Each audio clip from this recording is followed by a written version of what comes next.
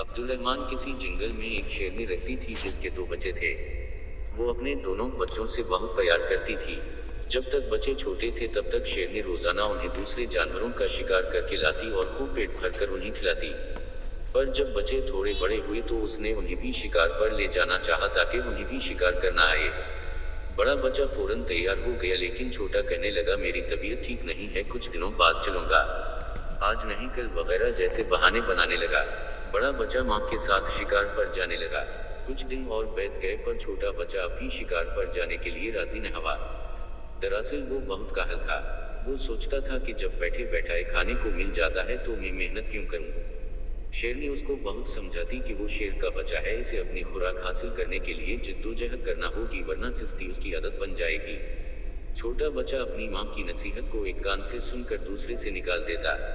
वक्त तेजी से गुजरता गया और देखते ही देखते शेरनी के दोनों बच्चे बड़े हो गए। बड़ा बच्चा बहुत फर्तीला और चुस्त था, उसके बरक्स छोटा बच्चा सुस्त और नकमा ही रहा। वो अपनी माँ और बड़े भाई के टकरों पर पल रहा था। एक दिन जंगल में शिकारी आया और उसने शेरनी को अपनी गोली का निशाना बना दिया। बड़े बच्चे ने उस शिकारी से बदला लेने की ठानी, मगर शिकारी जंगल में गायब हो चुका था। बड़ा बच्चा अपने भाई के पास वापस आया और उससे कहा कि देखो भाई, मौत के बाद तुम मेरे अपने हो, हमारी अपनी कमजोरी के बावजूद जान गिनवा बैठी। मैं डरता हूँ कहीं तुम्हारी सुस्ती और काहली तुम्हें नुकसान न पहुंचा दे, इसलिए अब तुम सुस्ती छोड़ो और मेरे साथ शिकार पर जाया करो।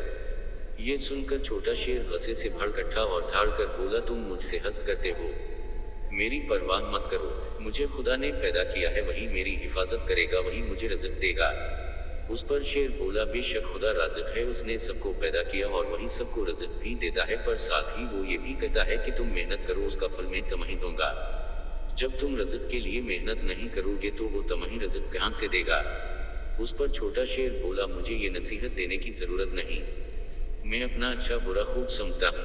अपने छोटे भाई की उस हठधर्मी पर बड़े शेर को बहुत दुख हुआ और वो खामोश होकर चला गया। दिन गुजरते चले गए, जब भी वो शिकार करता उसका हिस्सा उस तक पहुंचा देता और वो बेहियाई का लिबास पहन कर इसे खूब मजे से खाता। कुछ दिन बाद बड़े शेर के बीवी बच्चे हो गए, इसे अपने बच्चों को भी खिलाना पड़ता था और अपने छोटे भाई को भी पालना पड़ता था।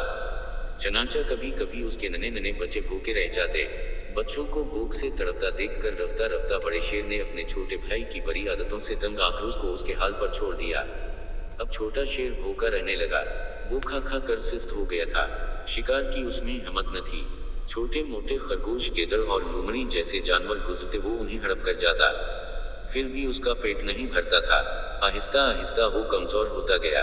एक दिन भूखा चौहा उस शेर के पास से गुजरा, उसने शेर को मरदा समझा और उसके कान कतर कतर कर खाने लगा। पेट भर कर चौहा खुशी से अपने साथियों के पास गया और उन्हें खुशखबरी सुनाई। वो सबकी नोरे लगाते उस पर चढ़ गए और मन चाहे हिस्से से गोश्त नविच नविच कर खाने लगे। उस तरह ये कमजोर और छोटी सी जंगल की मखलूक जंगल के बादशाह को अवर्थनाक अंजाम तक ले गए। सच है, काहल का हश्र हमेशा बुरा होता है।